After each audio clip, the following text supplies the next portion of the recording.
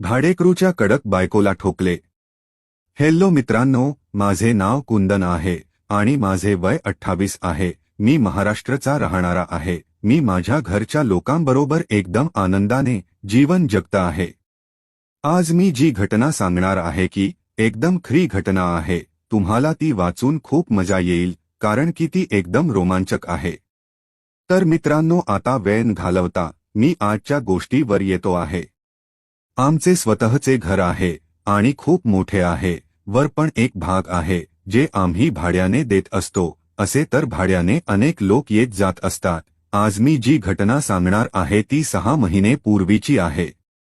आमच्या घरच्या जवळ एक भैया कामना भाभी भाड्याने राहत होते। दोघे खूप स्मार्ट होते आणि चांगले वर्तन करत होते। त्यांचे माझ्या फॅमिली बरोबर चांगले जुळत होते। असे तर भैया काममुळे नेहमी बाहेर राहत होते आणि माझे त्याच्या बरोबर चांगले संबंध बनत गेले होते।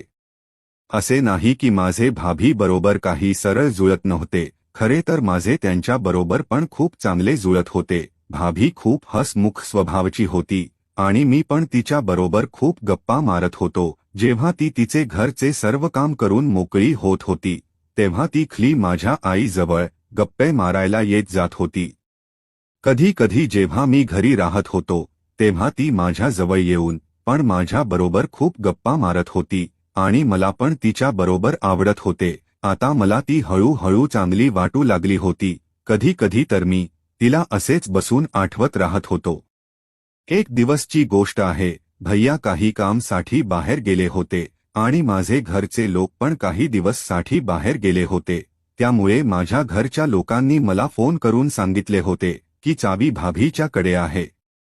मग मी जेव्हा आलो तेव्हा कामना भाभीकडे गेलो होतो आणि तिथे जाऊन मी तिचा दरवाजा वाजवला होता तेव्हा भाभी आली होती। तिने ब्लू कलरची डीप नेक कुर्ती घातली होती। माझ्या त्या भाभीचे नाव कामना होते आणि तिचे आकार 36x36 होते। आता जेव्हा मी तिच्याकडे गेलो तेव्हा तिने दरवाजा उघडला होता। मग मी तिच्याकडे माझ्या घरची चावी मागितली होती तेव्हा कामना भाभीने मला आतमध्ये यायला सांगितले होते आणि मग मी तिचे ऐकून आतमध्ये गेलो होतो।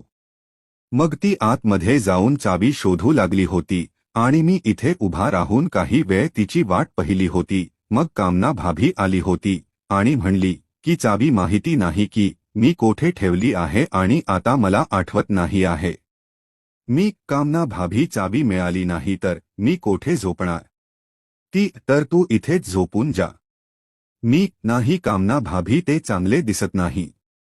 कामना भाभी हो तू म्हणतोस तर खरे, चल तू बस मी अजून चावी शोधते।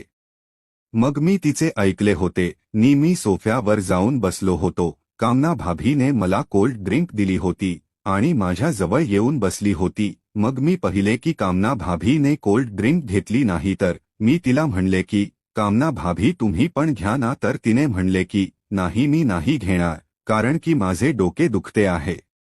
हे ऐकून मी तिला म्हणले की या मी तुमचे डोके दाबून दो। आधी तर ती मला नाही म्हणत होती पण मी खूप हट्ट केला आणि मग तिने पण माझे ऐकले होते।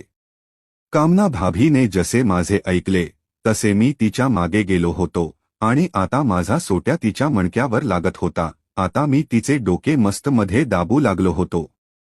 तिचे आंबे तिच्या बरामध्ये इतके कसलेले होते की असे वाटत होते की आता बाहेर येऊन जातील। तिचे कडक आंबे पाहून माझा मूड एकदम खराब झाला होता। इकडे माझा सोट्या पण तिच्या शरीर लाट्स होत होता आणि एकदम कडक झाला होता। मी हळूच तिथेच झोपी गेलो होतो। मला असे पाहून भाभी म्हणली की हे तू काय करतो आहेस? मी कामना भाभी मी तुम्हाला खूप प्रेम करतो आहे आणि तुम्ही मला खूप आवडत आहे। ती कसे काय? फक्त चांगले वाटून काही होत नाही, काहीतरी करून पण दाखवावे लागणार आहे।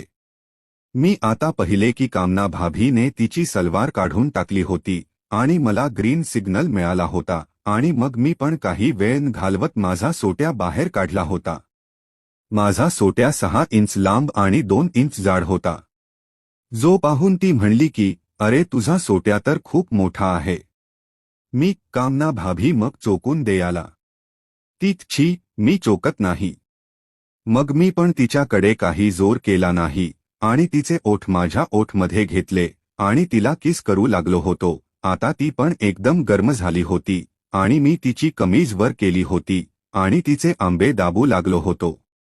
कामना भाभी लांब लांब करत होती आणि तेव्हा मी पण काही वेळ घालवता चेअरवर बसलो होतो आणि तिला माझ्यावर यायला सांगितले होते.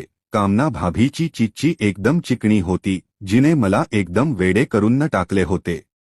आता कामना भाभी तिची चिच्ची उघडून माझ्या सोट्यावर बसली होती आणि सोट्याला आतमध्ये घेऊन उड्या मारू लागली होती. मी तर मजेमध्ये तिला धक्के देत होतो आणि तिचे आंबे पण मी दाबू लागलो होतो.